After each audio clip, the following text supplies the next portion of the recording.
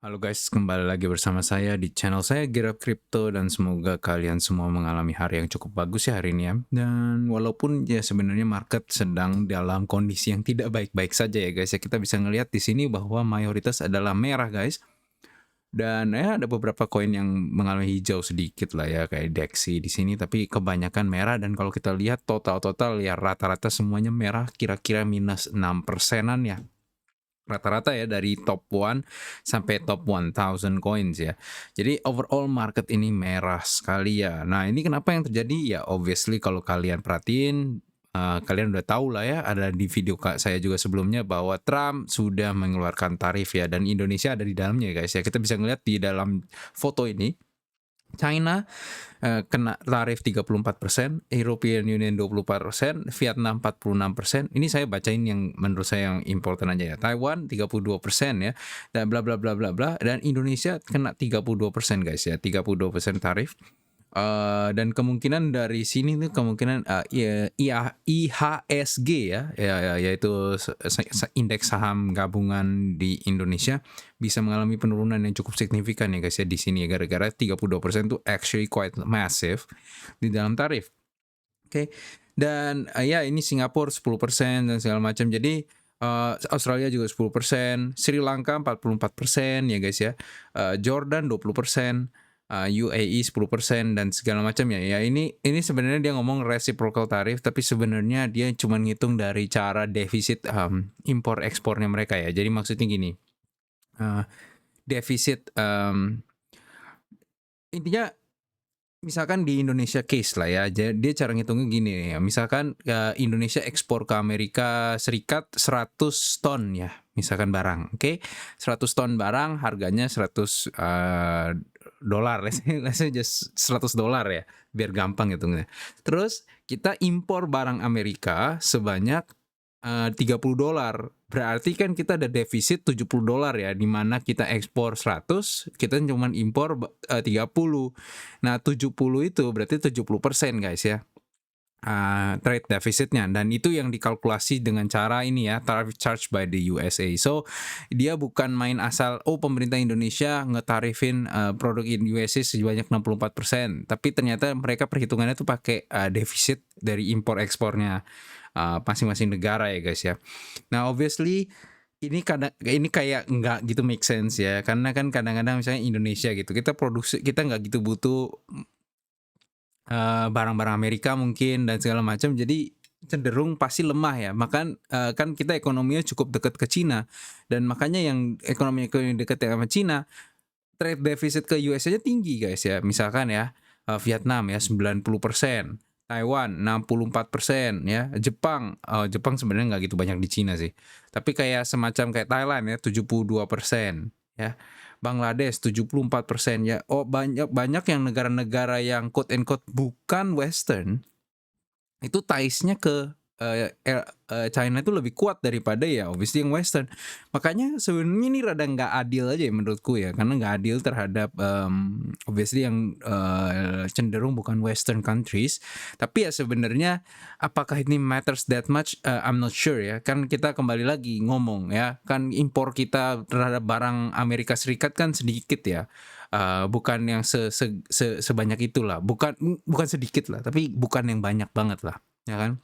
Jadi cenderung kita harusnya lebih nggak gitu masalah asal kecuali yang mungkin produk-produk kayak Apple guys ya, atau kayak apa. Tapi Apple kan cenderung bukan diproduksi di Amerika, jadi sebenarnya nggak gitu ada masalah ya di situ ya.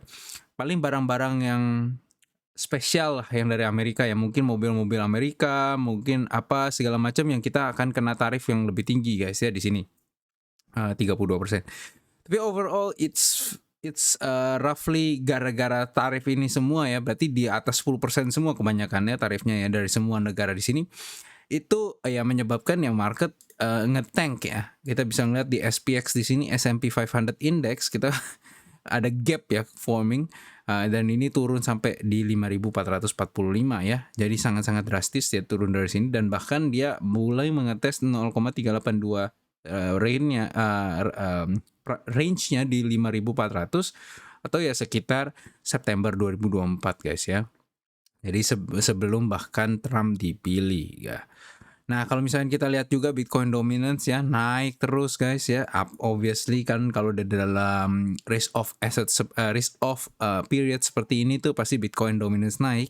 Dan Dixie ya mengalami penurunan lagi ya, anjlok tinggi ya. Ini kekuatan dolar guys ya, kekuatan dolar.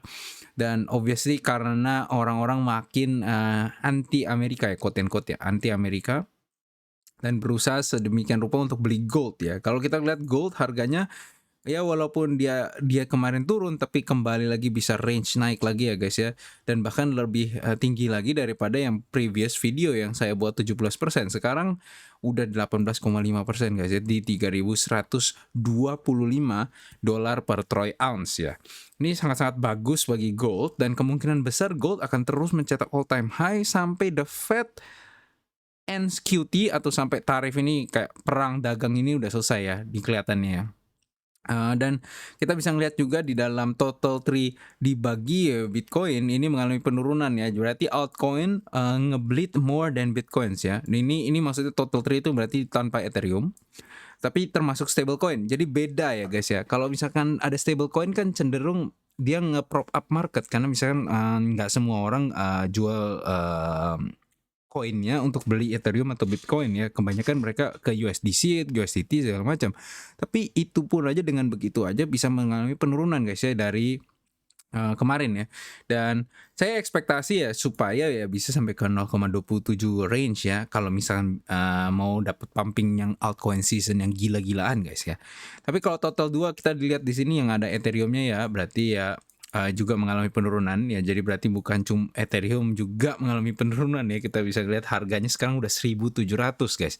1.767 dan kelihatannya ini akan mulai nge-break ya 1.700 1.800 resistance line di sini ya. Karena dia udah mantul 2 kali, actually 3 kali ya berarti ya. 1, 2 dan ini kelihatannya breakdown ya guys ya. Breakdown karena kita close below the resistance ya, kita bisa lihat di sini ya, kita close below the resistance dan waktu kita mau retest dengan candle hari ini kita tidak bisa nge-push higher dan mulai decrease. Apa ini bisa menjadi pertanda bahwa Ether akan melemah terus sampai mungkin target mayornya itu yaitu sekitar 1.500 guys ya.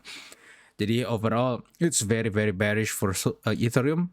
Dan Solana juga sebenarnya mengalami penurunan ya cukup ini. Dan walaupun kelihatannya US dollarnya cukup kuat ya di dalam range resistance ini ya. Dan menurut saya Ethereum jauh lebih lemah di dalam ininya US dollar pairnya. Tapi Sol BTC ini kelihatannya jelek sekali ya guys ya. Kita bisa ngelihat bahwa dia udah nge-break market structure-nya di sini dan udah nge-break resistance di sini ya guys ya. Jadi dia cenderung mencetak terus downtrend terus dan bahkan ya dia kembali retest lagi downtrendnya yang kemarin ya.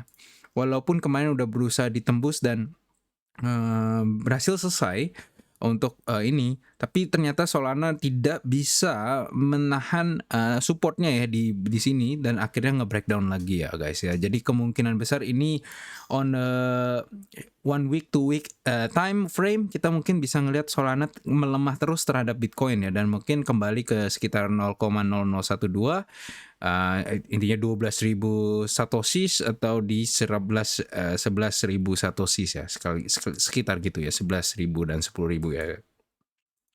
Sui masih bertahan di dalam potensinya tapi walaupun kita udah mulai nge-break uptrend ya guys ya. Uptrendnya sudah di break dari sini sampai sini dan kelihatannya tuh kita akan lebih lemah lagi ya dalam bentuk gradien ya. Tapi yang one of the good things adalah gradien penurunan yang sejak dari tanggal Januari ini sudah mulai melambat guys ya. Jadi ini bisa jadi salah satu strong pick lagi ya guys ya dibandingkan Solana. Karena kita nggak bisa ngomong dari USD dollar value doang, tapi kita harus ngelihat dalam Bitcoin valuationnya juga guys ya. Kalau misalkan Bitcoin valuationnya melemah, kalau gitu ngapain kita risk more ya, kita masukin Solana gitu. Kalau kita masukin Bitcoin aja. Tapi kalau misalkan kayak gini, ini menandakan bahwa look, there is a potential bahwa Sui bisa tetap outperform Bitcoin di masa-masa susah begini ya. Jadi asalkan ya obviously dia nggak nge-break 266 satoshis di sini 2600 Satoshi dan 2.200 Satoshi di sini ya. Kalau misalkan dia udah nge-break di sini dan nge-break juga di sini, cenderung artinya Sui itu udah kelihatannya downtrend-nya cukup kuat ya di situ ya. Tapi kembali kita lihatlah kondisinya gimana. Overall sekarang sih saya masih bullish terhadap Sui Bitcoin ya guys ya. Jadi cenderung kalau misalkan kalian punya Solana mungkin ya pindahin ke Sui lah ya. Itu not financial advice obviously, ya disclaimer ada di bawah, di setiap video kalian harus baca ya guys ya disclaimernya.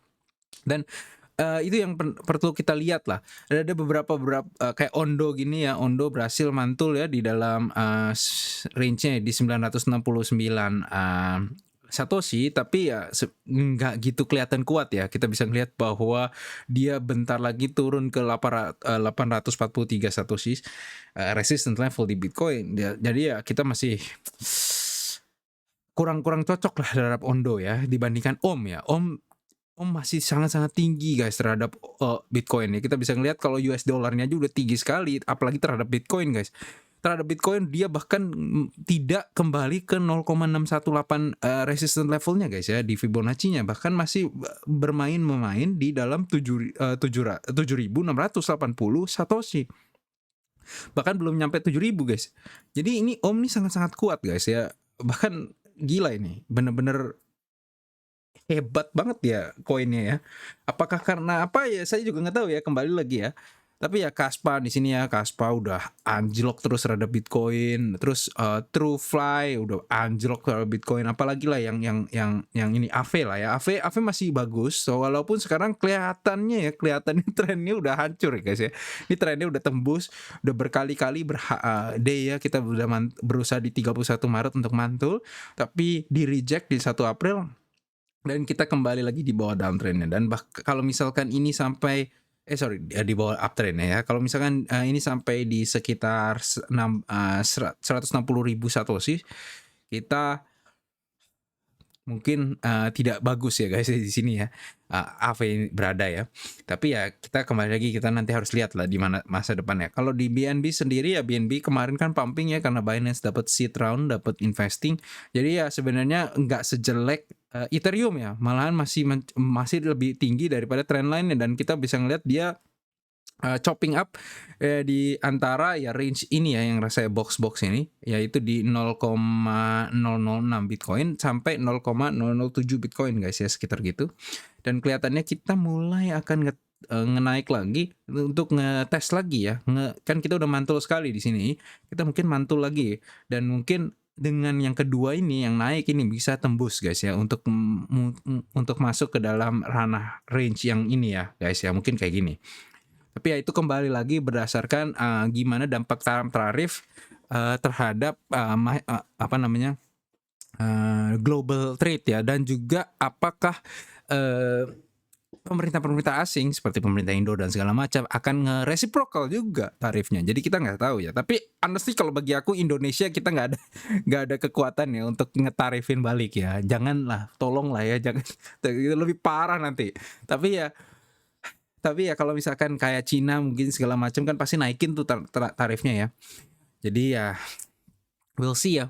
Tapi honestly kalau Indonesia please jangan lah ya, jangan aneh-aneh dong ya. Oke, ya gitu, itu aja ya buat price movement I think. Dan kita harus ngeliat fear and greed ya. Fear and greed sekarang udah di 25. Jadi technically masuk extreme fear walaupun tulisannya di sini fear ya.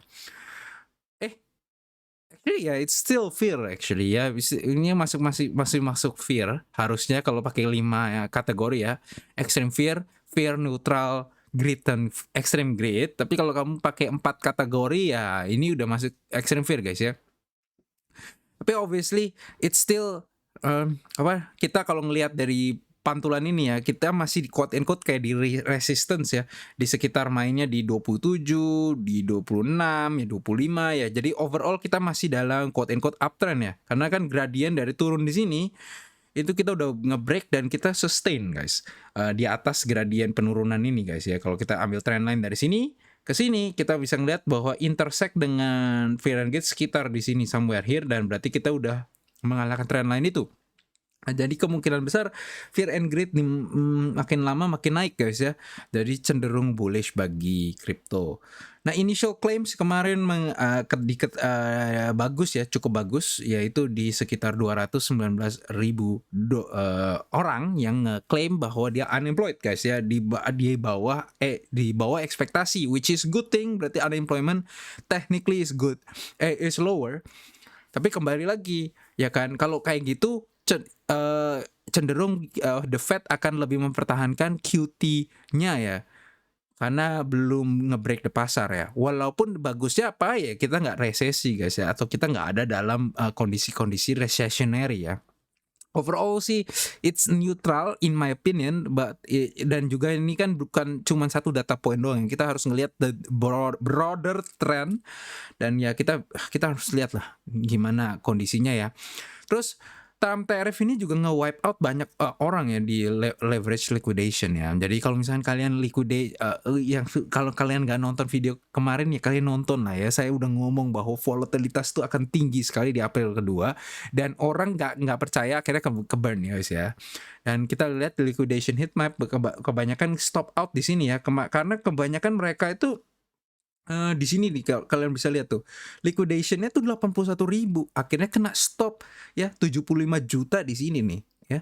Terus habis itu sekarang udah mulai nih ada orang yang buka long lagi dengan yang mulai banyak di 81.000 guys, liquidation thresholdnya ya, dengan 66 juta dolar ya. Ini mungkin bisa kena lagi guys ya. Kita mungkin bisa turun ke 81.000 dan bahkan turun week ke bawah sampai ke mungkin kisaran 90, 79 dan 80.000, gara-gara ya market maker mau dapetin ini nih, mau dapetin mangsa di sini nih. Karena ini sangat-sangat besar juga ya, hampir 100 juta dolar. Dan yang kemarin aja kita udah ngelihat ada 500 juta dolar yang kena likuidasi guys ya. Makanya obviously Bitcoin turun. Terus, oh ya, by the way, kalian yang suka beli HP bekas ya, HP bekas Android terutama ya, colonglah kalau misalnya kalian gitu, kalian factory data reset lah mungkin, atau kayak clean gimana caranya ya, gimana lah. Karena ada ya yang kayak gini nih, hackers preloading counterfeit Android phone with crypto stealing malware guys ya. Jadi jangan sampai kalian kena scam kayak gini guys.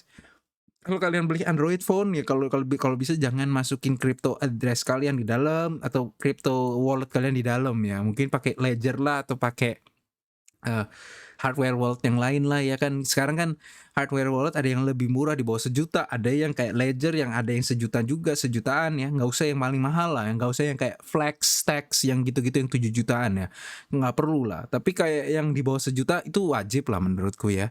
Kayak semua orang tuh wajib punya hardware wallet yang megang kripto ya, obviously ya. US Senate katanya ngomong bahwa dia nge-vote against bahwa Trump akan tarifin Kanada. Jadi kita masih nggak tahu ya apakah Kanada akan jadi ditarif atau enggak ya kan. Terus stablecoin transparency bill ya, jadi stablecoin kemungkinan besar harus transparan untuk bisa dimasukin ke dalam USA. Jadi ini bagus bagi kita semua, karena kita udah tahu lah USDT itu ambigu ya guys ya, kita nggak tahu treasuries-nya berapa banyak duit. Tapi ya kalau kita misalkan ngelihat ini harusnya bisa oke lah. Anyways, I think that is all for this video. I'll see you guys next time. Bye bye guys ya. Stay safe. I'll see you. Bye bye.